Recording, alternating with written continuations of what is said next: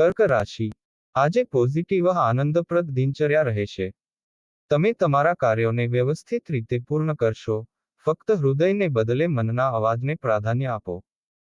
જો કોઈ મિત્ર અથવા સંબંધી સાથે વિવાદ ચાલી રહ્યો છે, તો તેને ઉકેલવા માટે આ શ્રેષ્ઠ સમય છે.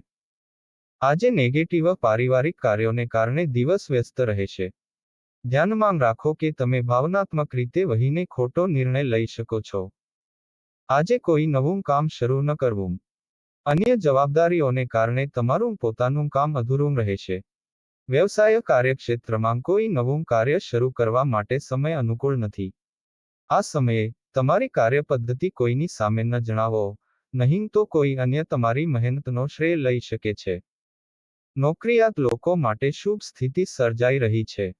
લવ પરિવારમાં આનંદદાયક વાતાવરણ રહેશે. કોઈ મનોરંજક કાર્યક્રમ કરવાથી સંબંધ